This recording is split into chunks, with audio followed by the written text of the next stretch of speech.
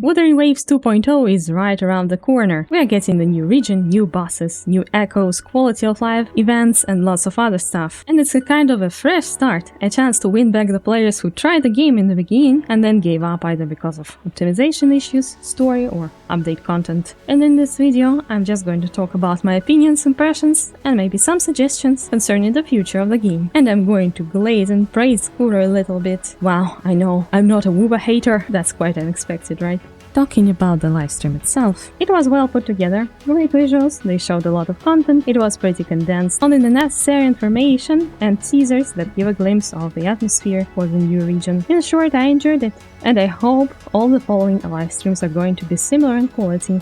And now, let's talk about the update itself. This might be the most important update in Wuthering Waves, because it will be the testament to all the hard work Wuwa have put into this game since the release, and all the lessons they've learned, and it will show if Wuwa can grow bigger and attract the new audience while retaining the old one. This PS5 release is a great chance to attract new players. The devs have been crunching hard for this, and I hope they will see the product of their labor thrive. Also, I wish them a smooth PS5 release. So far the update looks promising, especially when it comes to the exploration and combat. The new regions look good. There are several distinctly different biomes, which I love. Jinzhou looked nice, but most of its territory was kind of homogeneous, except for the port city of Guishu and the northern part of the region. It was mostly grass-covered plains. But it seems like Raguna is going to look more interesting, and there are going to be more very different areas within it. However, there is one point that has people up in arms, the region locked flying. We'll see when it's implemented, of course, but personally I'm fine with region lock features when they are equally available to all players, and there are no characters that have substantially better features that render this regional exploration redundant if you pull them. In Genshin it is a problem. For example, there are Geosaurians, but their movement is slow. It's not always convenient to use them, they are not always in the place where you need them.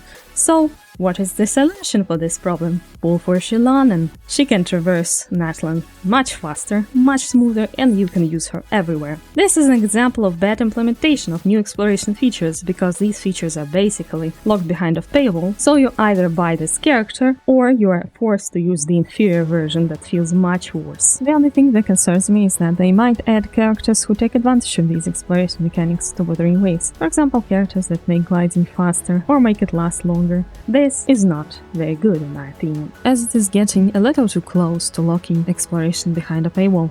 And I also get why they don't want to waste time optimizing the Jinzhou map for flying.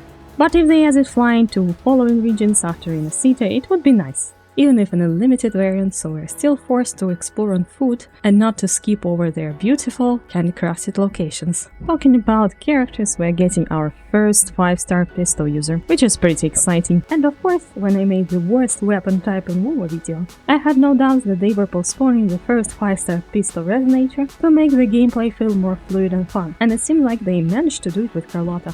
Of course, you can't really tell how it feels until you try her in game.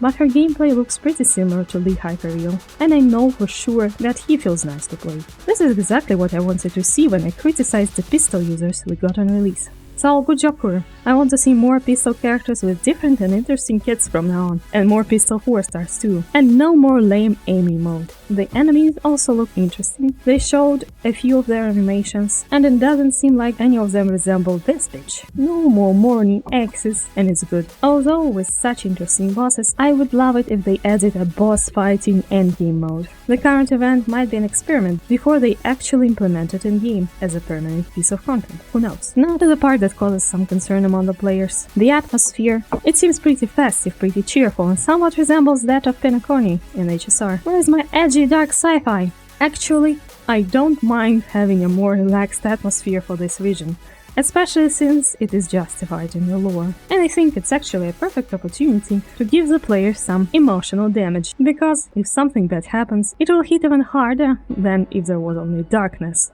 and hopelessness in the story. Besides, not all regions in Renacita are going to be happy and bright. There are locations that look like something straight out of Elden Ring, and there are hints that there is something brewing underneath the surface. The region runs on echoes, and there is Frolova, a person who can command tacit discords and seems to have some influence on echoes. There are for sure some dark secrets to uncover throughout the course of the story. If they plan on developing Rover's character, this is the perfect time to do so, because the premise of the story looks like Rover will be dealing with something we have never seen them deal with before: politics. I just would like to see the main character be presented with some difficult choices, some lose-lose situations, because it's just more interesting this way. It gives some intrigue and some conflict and tension to the story. Talking about the story, there are a few things that I would like to see going forward. They are not something that's mandatory to my story enjoyment, but they would be pretty nice to have. First, separating the main story quests and the character quests. The main story quests exist to set up the world, to develop the main conflict like dealing with Fraxidus and the Lament, to show the characters in their natural environments, their place in the world and their relationships with others. Main story quests give you the initial boost of interest, motivate you to check out that character and to play this character's personal quest. The character quests, on the other hand, are an opportunity to spend some more time with this one character in particular, to develop their personal story, to show more facets of their personality, and to maybe deepen the connection with Rover too. And they don't have to be about the main conflict, although some connection is also nice. These two types of quests have different purposes and different pacing, so I want them to be separate. So far, there were a few characters who got only one of these types of quests, and I'm not gonna lie, I had only one question before playing those character quests. Why am I supposed to care? Why would I want to learn more about them, except for their looks? It would be nice if all 5-star characters at least got both place in the main story and their own personal quests. Second, bring playable characters into regional exploration quests. Playable characters, especially 4-stars, have so little screen time. In gacha games, it's always baffled me they don't add them to exploration quests and world quests. In fact, I had the same problem with Genshin 2, so I'm not only bashing Wuwa over this. I don't remember any of the NPCs that took part in the Morning Eggs quest, for example. I only remember that this creature is sad because it mourns its dead partner or something. However, there was a memorable encounter or a little moment with a playable character, for example, maybe Baiji, a character who has also lived through some terrible loss, just like this Morning Eggs creature. I would remember this quest much better. So bringing playable characters into the world exploration quests would be a positive, even if they are still not voiced. At least just have them there, have them tell their story. It would be especially good for developing the 4-stars, because the 4-stars tend to receive much less screen time than the 5-stars, because they are not the main characters being marketed, so why not move them to the world exploration quests and give them a little bit of time. And then the smaller side quests can stay NPC-centric. And the third and final thing that I would like to change is to have more interactions between characters within the region. What kind of relationship do they have? Do they like each other? Do they hate each other? Are they rivals, maybe? I don't want to read about it in the character profile. I want to see it on the screen in the actual story. I think the devs should not expect players to read notes and character information in an action game, because reading and playing action games feels quite different. So when I stop to read in an action game, it kind of just takes me out of the flow of gameplay and it ruins the mood, and I prefer to do it later, after I'm finished with exploration and combat. So if you want players to know something, if you want the players to care about relationship between two characters, you should put it in the actual story.